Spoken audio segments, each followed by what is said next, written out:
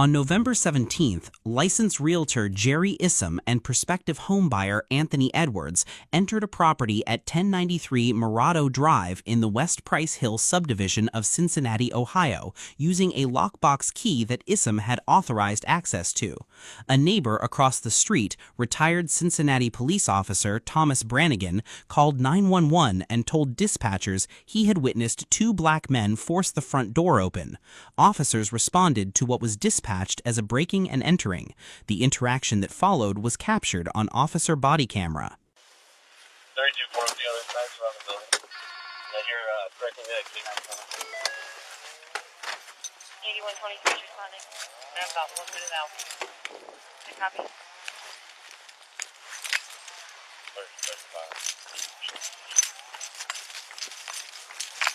3235, repeat. Quarter row. Where's Copy.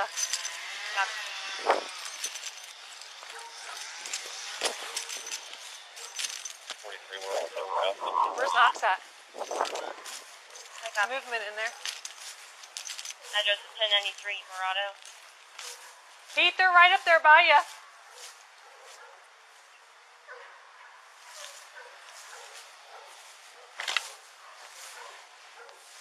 Pete, they're right up by your window. I'll order him to come out. Hey guys, come on out. Tell Knox come around front. Knox! Hands up! My hands up, what y'all doing? Tell your friend to come out too. Hands up. Come on out, man. We got a fucking appointment to see this out. Well, people saw you forcing your way in, that's why we're here. Oh man, I don't know. They just white people calling the goddamn police doing that bullshit. Okay. And I ain't even gonna buy the house. Being a good neighbor, he sees somebody going into a house. I ain't gonna buy the house. I ain't even gonna buy it. How'd you just get in? He a realtor. Turn around. Till we can confirm. Turn around. That's the law. Right there. Don't even worry. Until we can confirm. Did you use a key? Yeah, we use the key. Where's the key at? Alright. Where at? Don't even worry. It's lost it. Okay. Have a seat. If we was white, they wouldn't have did this. So what are you talking about, man? That's some ignorant shit you're talking about. You got some type of realtor ID on you? I don't give a Where's damn that? if you're white or black. We're doing our job here. I didn't say you wasn't. It's in your pocket or your car? But that's bullshit, though. Okay, you want... Two black guys. Two black guys. I want to go to jail. Where's the... Why were you going to jail? Where's it at? Break in, then you're not going to jail. Put me Huh? in handcuffs if I was white. That's called being detained. What? I couldn't hear you. Where's your realtor ID? You got anything sharp on? No, you can take them and open the jacket up. I got ID in my pocket. Y'all ain't asked for the ID. Where's your... Do you have, like, ID on you? Which pocket, sir? You've got lots of pockets. Turn around. Stretch your legs. Yeah, dude. It's amazing. It is amazing. There's been two white guys. Yeah, we would. I guess because you ride along, you know what we do, huh? You know how we do our job, don't you? This is incredible day. Sit down here. That's every day. This is the everyday shit. The first thing to understand here is what Brannigan's 911 call actually gave these officers and what it did not. In Navarrete v. California, decided in 2014, the Supreme Court held that a 911 tip can supply reasonable suspicion to justify an investigatory stop. Statements about an event made soon after perceiving that event are especially trustworthy because they leave open only a small amount of time for deliberate or conscious misrepresentation. Given that Brannigan is a retired officer familiar with the neighborhood, a court would likely find his tip reliable enough to justify stopping and briefly detaining Issam and Edwards to determine what happened. That is where the lawful authority ends. The moment Issam identifies himself as the realtor and explains they entered through the lockbox, officers are no longer investigating a crime, they are investigating a credibility question.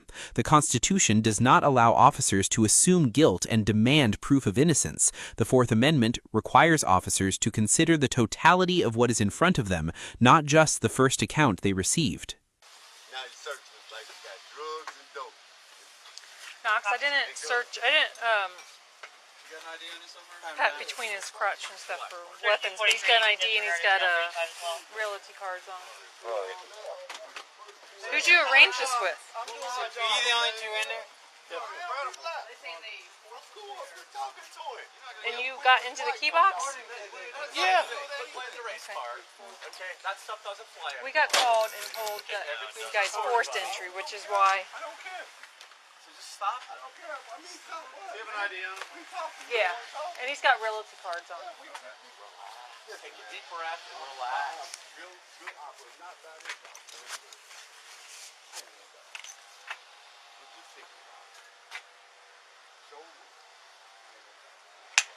That's up to you. We have nothing to do with what you file if you don't file. Right around the corner. 35. To your surprise, your own house is broken into. When someone sees what they believe is that, we have to look into it. That's what we have to do. We have to look into it. We don't know who you are.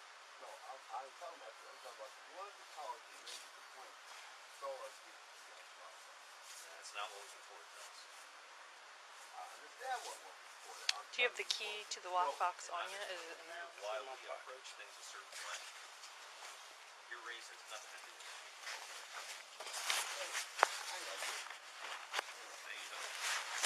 Hey, which pocket is it?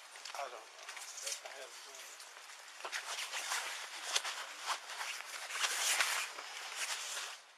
What Officer Valentino just did is not a Terry frisk. A Terry frisk, established in Terry versus Ohio, decided in 1968, where the Supreme Court held that an officer may conduct a limited pat-down of a suspect's outer clothing if the officer can articulate reasonable suspicion that the person is armed and dangerous, is restricted to the exterior of a person's clothing for the specific purpose of detecting weapons.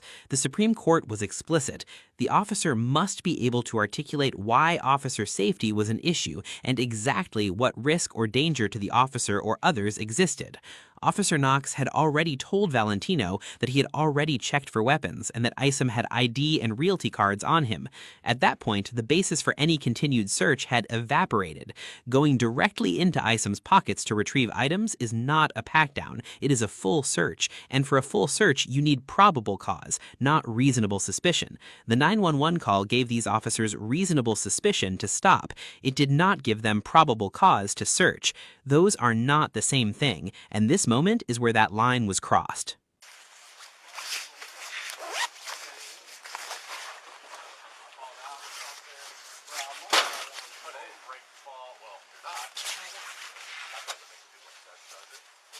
What about the little, shouldn't it be like in a little... pocket somewhere.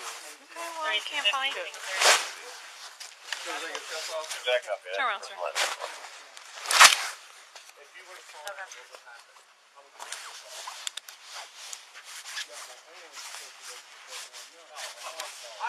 Are you taking the other car? Again, everything's recorded these days.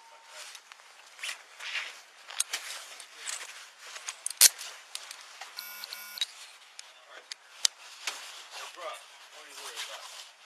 You ain't about the house. You alright? Yeah, I'm just, that's what you out here. I'll call you. Okay. You don't want to go up there and point up the street. I don't even want to live. Okay, no problem.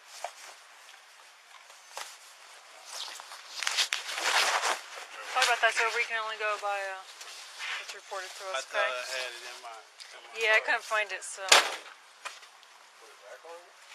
No, not yet. Just left it inside. Yeah.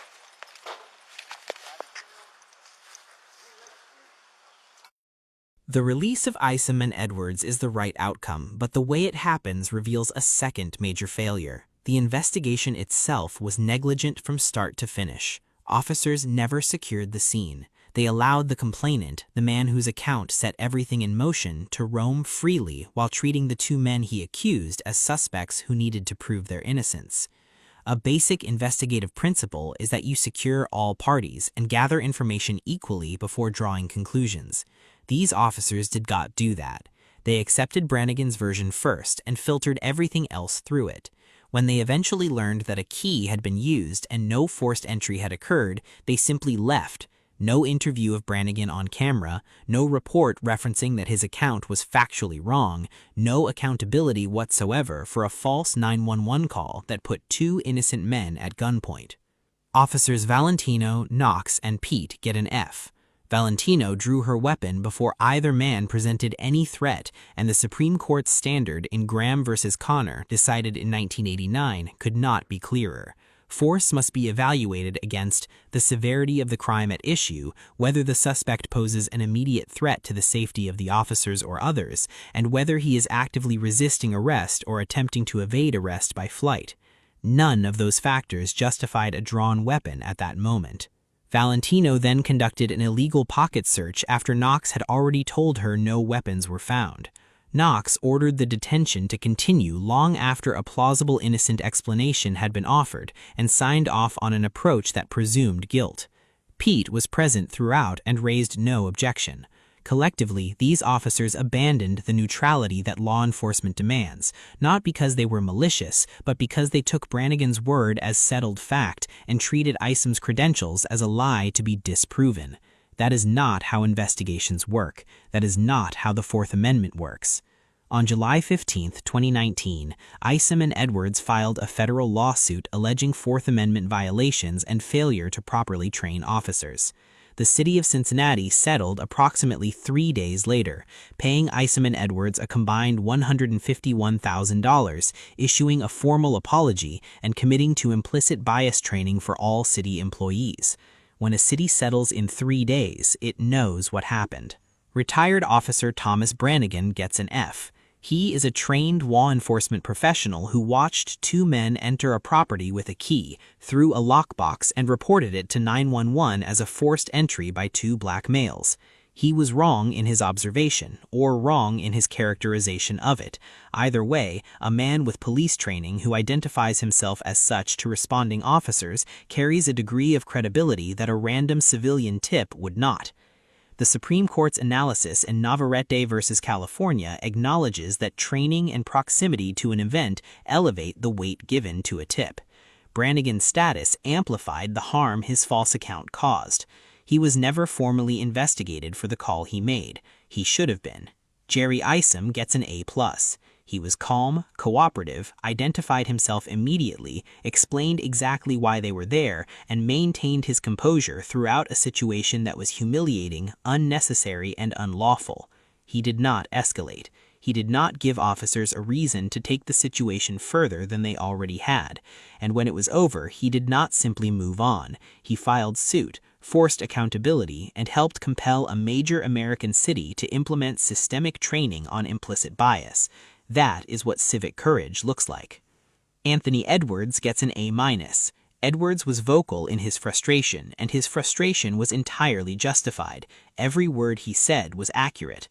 But vocal protest during a detention, no matter how lawful the protest, carries real risk, and that risk is never distributed equally. The smarter play in that moment is the one Isom modeled. Say as little as possible, let the situation resolve, and pursue every legal remedy afterward. Edwards did pursue those remedies. He deserves enormous credit for that. The minus exists only because in the street, the law does not always protect the loudest voice, even when that voice is completely right. Let us know if there is an interaction or legal topic you would like us to discuss in the comments below. Thank you for watching, and don't forget to subscribe to Legal Logic for police accountability analysis.